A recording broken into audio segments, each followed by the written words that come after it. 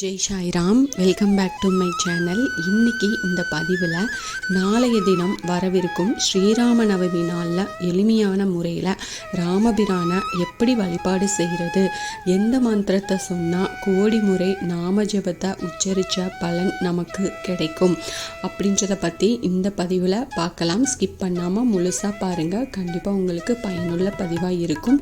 ஸ்ரீராம நவமி அன்னைக்கு நம்ம எப்படி பூஜை செஞ்சு வழிபாடு பண்ணலாம் அப்படின்றத பற்றி இதில் விரிவாக பார்க்கலாம். என்னோட சேனலுக்கு தொடர்ந்து சப்போர்ட் பண்ணுங்கள், லைக் பண்ணுங்கள், ஷேர் பண்ணுங்கள், கமெண்ட் பண்ணுங்கள், மறக்காமல் சப்ஸ்கிரைப் பண்ணுங்கள், பெல் ஐகானை கிளிக் பண்ணுங்கள். மகாவிஷ்ணு இந்த பூமியில் அவதரித்த நாளை தான் ஸ்ரீராமநவமி விழாவாக கொண்டாடுறோம். ராமர் பிறந்த இந்த நாளை தான் இந்தியா முழுவதும் கொண்டாடிட்டு இருக்கிறாங்க.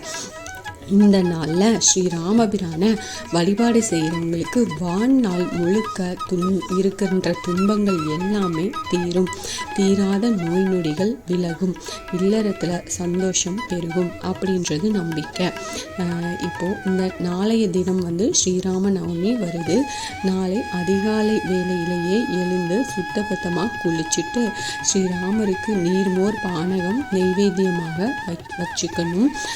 இரண்டு துளசி இலையாவது ஸ்ரீராமருக்கு சமர்ப்பணம் செய்யணும். உங்கள் வீட்டில் படம் இருக்குது, விக்கிரகம் இருக்குது அப்படின்னா கண்டிப்பாக துளசி மாலை சாத்துங்க. விளக்கு ஏற்றி வெறும் வயிற்றில் இந்த மந்திரத்தை உச்சரிச்சுட்டு வழிபாடு செய்யுங்க. உங்கள் வாழ்க்கையில் இதுவரைக்கும் நடக்காத அதிசயங்கள் எல்லாமே இனி வரும் நாட்களில் நடக்க துவங்கும். வெறும் வயிற்றில் நம்ம வருத்தி கொண்டு ஒரு பூஜையை செய்யும்போது நிச்சயமாக அதுக்கு ஒரு பலன் கிடைக்கும். கஷ்டங்களை நமக்குள்ள, அதாவது கடவுள் நமக்கு கொடுக்க வேண்டாம், நமக்கான கஷ்டத்தை நமக்கு கொடுத்துட்டு கடவுளை வழிபாடு செய்கிறோம். பிறகு கஷ்டங்களை தானாக விலகும். நம்முடைய விதியின் பயனால் நம்ம அனுபவிக்கக்கூடிய கஷ்டங்கள் கூட எல்லாமே நம்மளை விட்டு விலகும். அப்படின்னா நாளைய தினம் ஸ்ரீராம நவமி அன்னைக்கு ஸ்ரீராமபிரான் வழிபாட்டை ஒவ்வொருத்தரும் அவசியமாக செய்யணும். ஓகே, ராமருக்கு என்ன மந்திரம் சொல்லலாம் அப்படின்னா, ஸ்ரீராம ராம ராமேதி ரமே ராமே மனோரமே சகஸ்ரநாம தத்துல்யம் ராமநாம வரானனே. விஷ்ணு சகஸ்ரநாமத்தின் முழு சக்தியையும் பெற்ற மந்திரம்தான் இந்த மந்திரம். சிவன் பார்வதியால் சொல்லப்பட்ட சக்தி வாய்ந்த மந்திரம் இது. நாளைய தினம் ராம பக்தர்கள் ஒவ்வொருவரும் அலட்சியம் செய்யாமல் அவசியமாக படிக்க வேண்டிய மந்திரங்களில் இதுவும் ஒன்று. இந்த மந்திரத்தை முடிஞ்சால் 108 முறை சொல்லி அர்ச்சனை செஞ்சு பாருங்கள். இல்லைனா சும்மா 108 முறை ராமர் படத்துக்கு முன்னாடியோ விக்கிரகத்துக்கு முன்னாடியோ உட்காந்து சொல்லுங்கள். வாழ்நாள் துன்பங்களை ஒரே நாளில் தீர்க்கும்.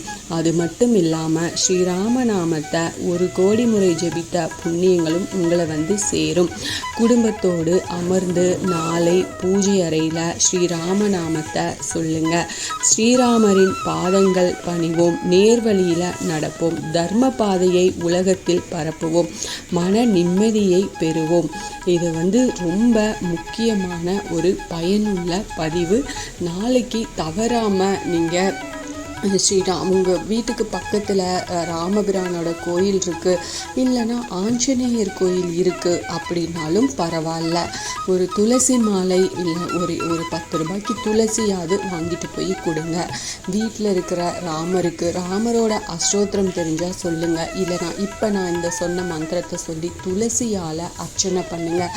உங்களுக்கு என்ன கோரிக்கை இருக்கோ, என்ன பிரார்த்தனை இருக்கோ அதை ஆத்மார்த்தமாக நீங்கள் ஸ்ரீராமருக்கு கிட்ட வையுங்க. எளிமையான நெய்வேத்தியம் தான், நீர்மோர் பானகம். ஏன்னா அவர் வனவாசம் போனப்போ இதுதான் அவர் பருகி இருந்திருக்கிறாரு. அதனால நீர்மோரும் பானகமும் கண்டிப்பாக வையுங்க. அதுவும் ரொம்ப எளிமையான வேலை தான்.